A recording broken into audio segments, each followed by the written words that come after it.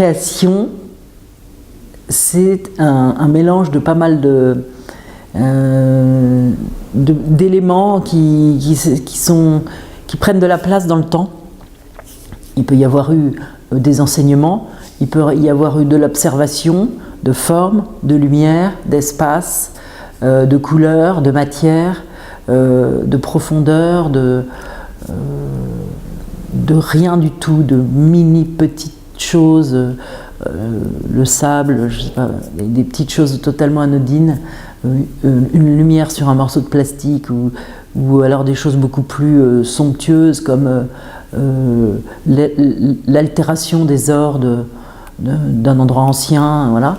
Et tout ça fait qu'on va avoir une couleur en tête, je prends l'exemple d'une couleur, et que à son prochain tableau, on voudra utiliser cette couleur. Et puis on regardera comment tel ou tel artiste a travaillé cette couleur. Si je prends l'exemple du jaune, par exemple, on peut regarder ce qu'a fait Albers, un grand théoricien de la couleur qui était professeur au Bauhaus, qui a dû émigrer aux États-Unis dans les années 30.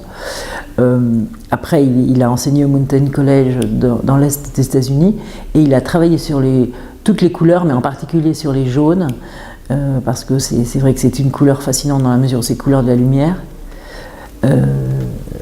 Et qui, voilà. Alors après, on va se retrouver devant sa toile, confronté par exemple à un sujet d'expo, et on va dire je vais travailler le jaune comme Albers, mais ça marche en fait jamais. Il faut trouver en soi-même sa propre écriture. Et c'est à la fois bien et à la fois, comment dire, très angoissant, parce qu'il faut chercher à l'intérieur de soi comment résoudre cette question. Je prends l'exemple du jaune par exemple. J'enseigne l'art plastique dans un collège, et un professeur d'art plastique a autant de classes que d'heures. C'est-à-dire que moi j'ai 18 heures de cours, alors on va passer sur le fait que on travaille évidemment le double, donc vous faites les calculs, mais surtout ça fait 635 élèves par an, renouvelables par 40% chaque année. Donc en fait on a une énorme responsabilité. Ces enfants-là, je ne considère pas que nous ayons tellement d'impact sur eux maintenant, mais sur les pères et mères de famille qu'ils vont devenir. C'est-à-dire qu'on doit leur transmettre des fondamentaux, les fondamentaux que connaît l'artiste et qu'il doit transmettre évidemment avec tout ce travail de vulgarisation qui est absolument passionnant au sens le plus noble du terme vulgarisation, c'est-à-dire de rendre compréhensible et surtout retenable. C'est ça, les élèves doivent retenir et apprendre certaines choses. On leur confie finalement l'esthétique du monde de demain. C'est peut-être un peu exagéré de dire ça, mais dans une ville moyenne, il y a 10 profs d'art plastique. Ben, ils ont quand même une énorme responsabilité.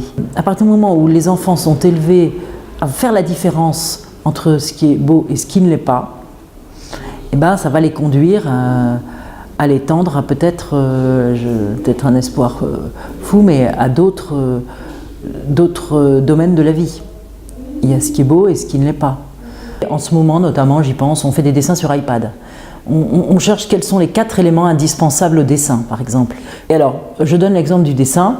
Je demande aux élèves quels sont ces 4 éléments. Alors, le premier, on dit, c'est un support. Il faut un support et il faut un outil. Deuxième, le troisième élément, c'est un geste. Parce que j'ai beau avoir un support et un outil, si je n'ai pas le geste, je n'ai pas de trait. Mais une fois qu'on a un trait, on n'a pas encore un dessin.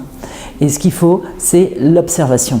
Alors ces 4 éléments sont les 4 éléments indispensables au dessin. L'observation pour observer ce qu'on veut dessiner, pour observer à l'intérieur de soi-même ce que on veut exprimer, si c'est le cas, et pour observer le geste fait, la trace faite qui nous permet de corriger ou de gommer, ou au contraire de continuer, d'amplifier, d'aller plus loin que ce premier geste. Et je leur donne l'exemple, on a eu pas mal de neige en France là, récemment, je leur dis quand vous voyez des pas dans la neige d'un animal, est-ce qu'il y a un support? Ils disent oui. Est-ce qu'il y a un outil? Oui, les pattes. Est-ce qu'il y a un geste? Oui, l'animal avancé. Est-ce qu'il y a eu de l'observation? Non. L'animal n'a pas observé en marchant, il a marché pour aller chercher son repas, pour aller fuir, pour aller chasser, voilà. Donc, Alors avant d'arriver au mot observation, parce qu'évidemment je les fais réfléchir, je ne vais pas leur donner asséner tous les items comme ça, c'est à eux de les trouver. Ils disent il faut un modèle, il faut observer. Non, ils disent il faut de l'intelligence, il faut de la pensée. Et en fait, on se rend compte que nous, dans notre domaine artistique, la pensée, l'intelligence, ce qui fait notre conscience humaine, eh bien, ça se révèle par l'observation.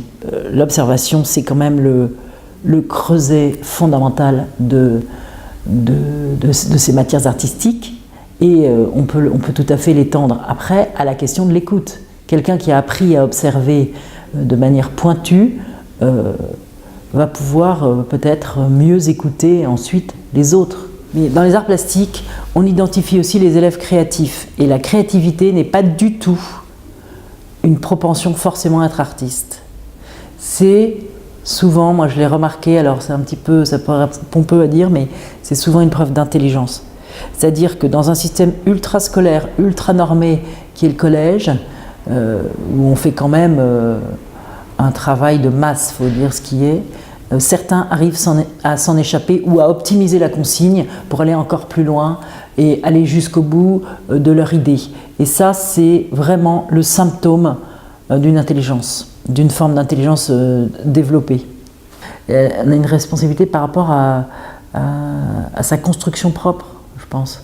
Et on ne sera donné de ce qu'on est que si la construction se fait avec un équilibre, avec...